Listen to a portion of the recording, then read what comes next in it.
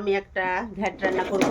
তো ঘ্যাটের জন্য কেটে নিয়েছি আলু, সিম, পালং শাক, তারপরে বেগুন, আর এটা হচ্ছে কাঁচা টমেটো, আর সাথে আছে গাজর। তো এখন আমি কড়াইতে তেল দিয়ে নেব। তেল দেওয়া হয়ে গেছে। সাদা জিরে আর একটা শুকনো লঙ্কা তো ভাজবো। কড়াইতে তেলটা আগেই দেওয়া ছিল, গরম ছিল, তাই আমার একটু ভাজতে সুবিধা হয়েছে। তো এখন আমি আলুটা দিয়ে নেব।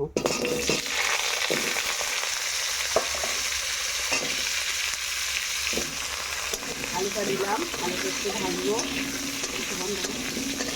এবার আলুটা ভাজা হয়ে গেছে। এবার দিয়ে দিচ্ছি সিম, সাথে রাখা গাজর আর কাঁচা টমেটো কাটাটাও দিয়ে দিলাম, আর বেগুনটাও সাথে দিয়ে দিলাম। আর পালং শাকটা একটু পরে দেবো।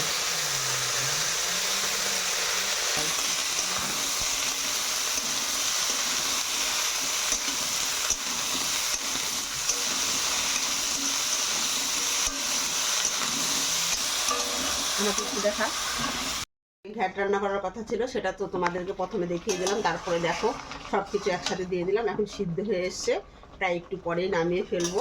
তো এর মধ্যে আমি একটা আমার সিক্রেট মশলা, সেটা আমি একটু বেটে দিয়ে নামিয়ে ফেলবো। ঠিক আছে, দিয়ে দেবো। তো চলো, আমি জিরা আর আদাটা শিলনোড়া নিয়ে নিয়েছি। এখন সেটা আমি বাটবো, বেটে তারপরে তোমাদের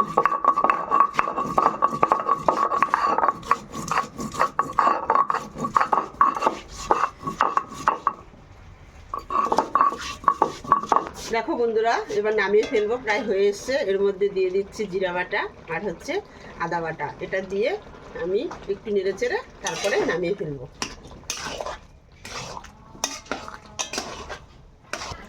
দেখো বন্ধুরা, এবার দিয়ে দেবো মটরশুঁটি।